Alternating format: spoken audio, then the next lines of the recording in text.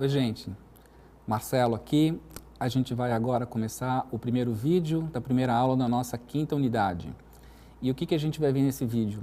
Vem comigo aqui para o slide.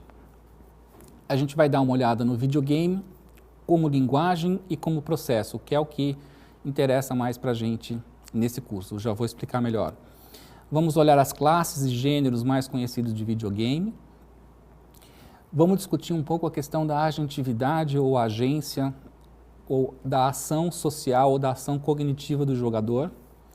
Depois a gente vai olhar um pouquinho o jogo como artefato, como é que ele é projetado, como é que ele funciona, e aí a gente vai olhar alguns conceitos como mecânica do jogo e jogabilidade. Daí a gente vai entrar então no que interessa um pouco mais para nós, que é a prática situada não da recepção ou do jogar, a gente vai falar um pouco sobre isso também, mas nessa primeira aula a gente vai falar um pouco da prática de produzir um videogame. Como é que é produzido um videogame e que oportunidades a gente tem no processo de produção de videogames para aprendizagem e ensino de línguas. O porém é que a gente não vai dar uma tarefa de produção de videogame, porque, como eu vou explicar, é um trabalho complexo, quase que industrial, multidisciplinar, etc. Mas há fases desse processo nas quais a gente pode chegar e que, eventualmente, se você tiver o suporte técnico necessário, você pode levar adiante e produzir um videogame com seus alunos. E nesse processo vai ter muitas oportunidades de trabalhar com habilidades linguísticas, com diferentes gêneros, com colaboratividade, com uma série de coisas que a gente vem olhando aí ao longo do curso. Finalmente, a gente vai encaminhar vocês para uma atividade prática, como toda a unidade, né? E dessa vez, como eu já expliquei, não vai ser uma atividade de produção, mas vai ser uma atividade de análise que vai ajudar bastante a gente a lidar, pelo menos, né, separar o joio do trigo no que se refere a jogos educacionais, ok? Então vamos lá. Primeira coisa, se a gente for querer definir um videogame, é uma complicação danada, né? Porque começa que quando a gente fala em jogo, a gente está falando em várias coisas, né? A gente pode estar falando de um conceito, um jogo que você joga sem nem precisar de nenhum artefato, né?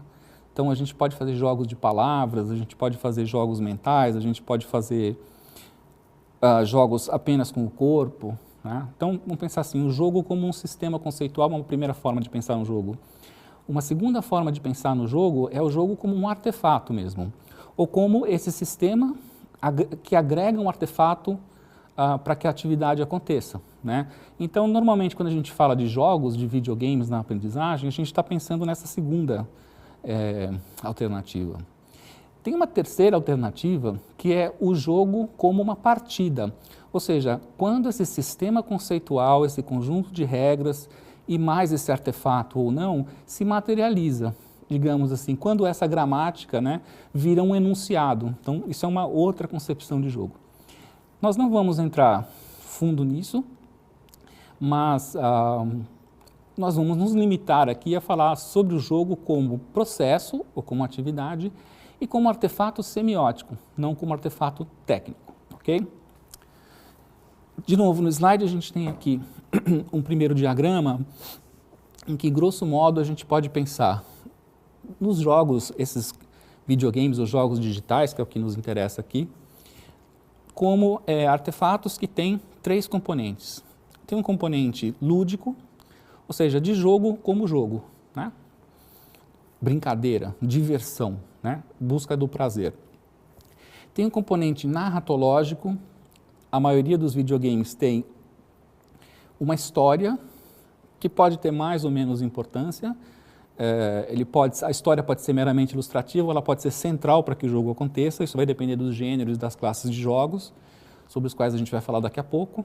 E claro que tem um componente tecnológico, faz muita diferença jogar no celular, jogar num console, jogar num PC, né? Ou jogar frescobol na praia, são coisas completamente diferentes, faz muita diferença essa mediação tecnológica. Nós vamos olhar, então, dentro do componente lúdico, a gente vai pensar como é que se dá a mecânica, né? Vai olhar os componentes que não podem faltar, não pode faltar competição e desafio para um jogo, mesmo que a competição seja contra uma máquina ou contra você mesmo, ela tem que estar presente. todo jogo tem regras e todo jogador aceita essas regras, ou então ele não está no jogo, né?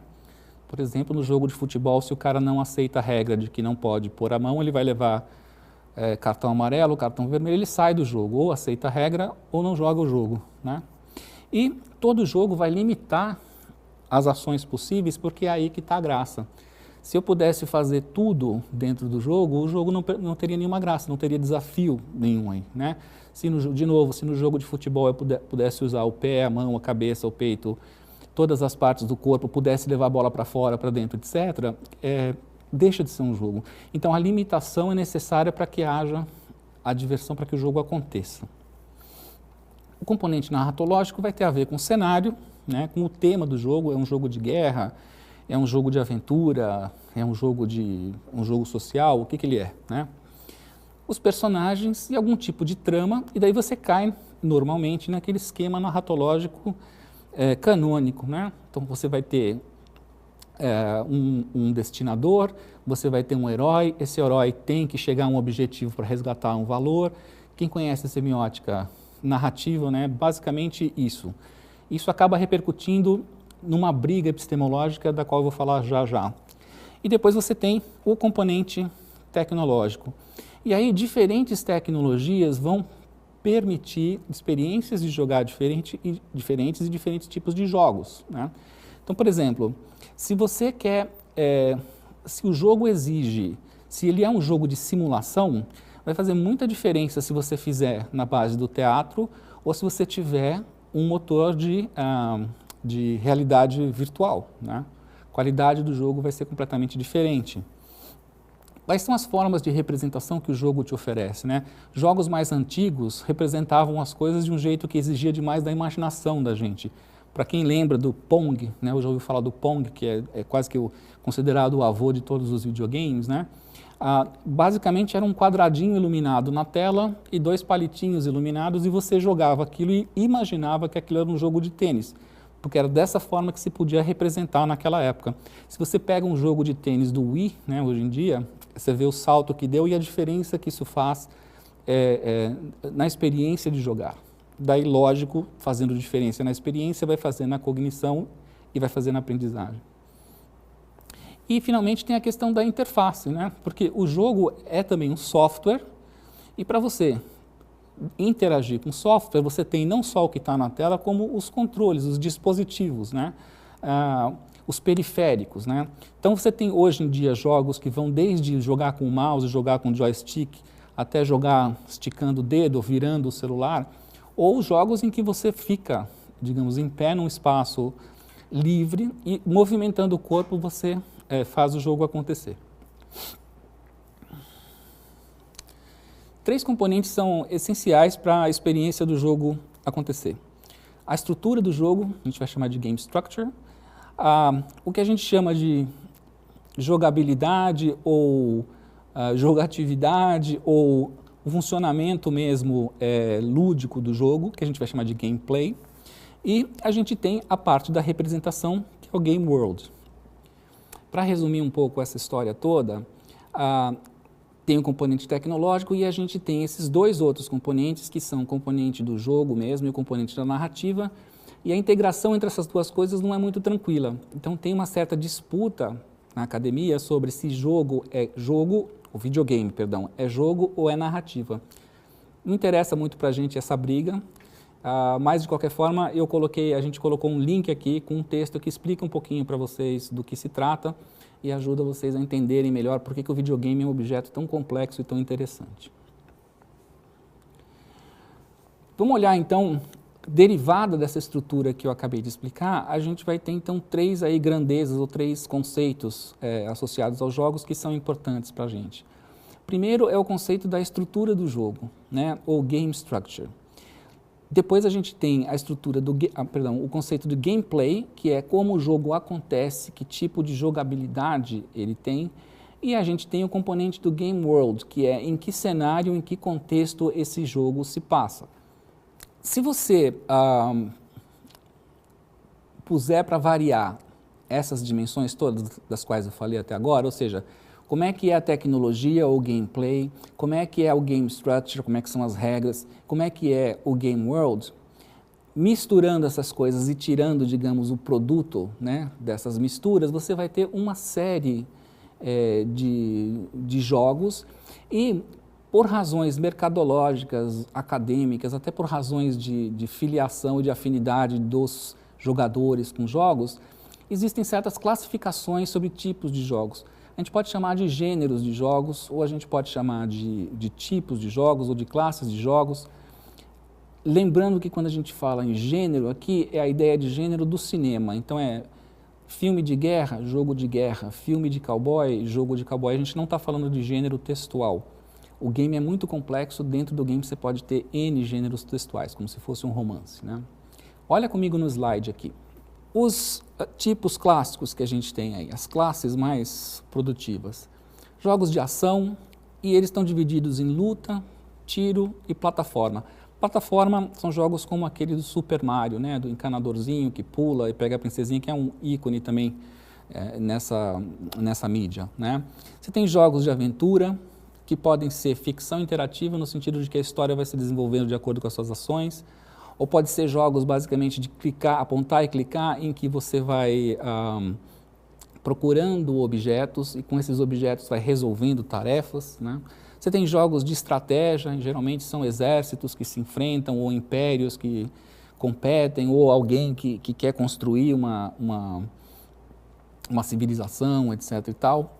Você tem os jogos de RPG, que são derivados dos jogos de RPG ou role-playing games de mesa, que já se joga há muito tempo, né?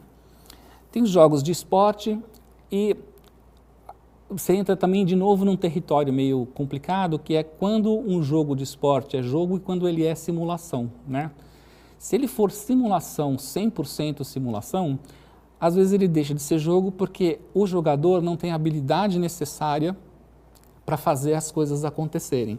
Vocês devem lembrar, os mais velhos, por exemplo, devem lembrar de um simulador de voo da Microsoft, não me ocorre o nome agora, mas que era muito igual a um avião, era muito excitante no sentido de que você se sentia um piloto, mas era muito chato, porque você ficava, né?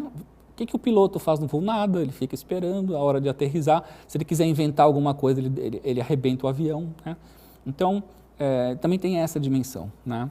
Tem jogos de corrida, e dois que interessam bastante para a gente são os jogos chamados de massivos online. Normalmente são RPGs, que são mundos de RPG, com muita gente, né, do mundo inteiro.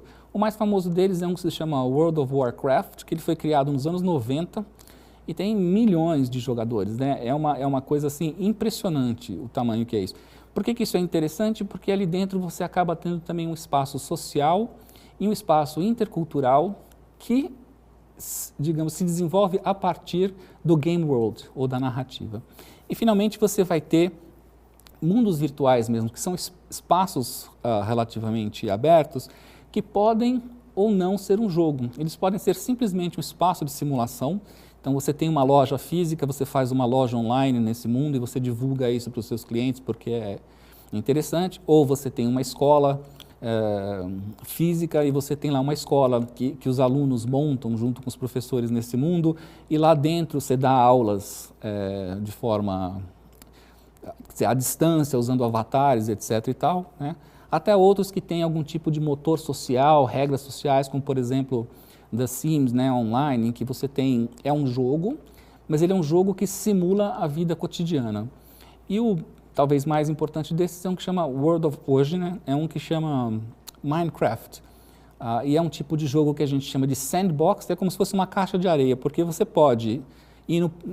A metáfora é essa, imagina que você vai no parquinho, você pode brincar de pega-pega, você pode brincar de balanço, você pode simplesmente ir lá no seu canto e fazer o seu castelinho de areia, fazer o seu... construir alguma coisa sem estar se envolvendo numa missão, num desafio, nesses componentes que são fundamentais no jogo, né? Isso é muito importante porque dá para fazer tarefas colaborativas bem interessantes usando esse tipo de mundo. Então, fechando um pouco esse assunto, eu queria só chamar a atenção de vocês nesse gráfico aqui, que nenhuma dessas classes, nenhum desses tipos é puro, né? Dificilmente você vai ter um jogo que se diz isso aqui é só ação, isso aqui é só aventura, isso aqui é só mundo virtual, né? Olhando comigo no slide, tem muitos gêneros limítrofes aí, né? Por exemplo, se você tem survival horror, por exemplo, né? Ao mesmo tempo que ele é um jogo de ação, né? Então ele vai ter bastante luta, bastante tiro, bastante desafio de atrapalhar, né?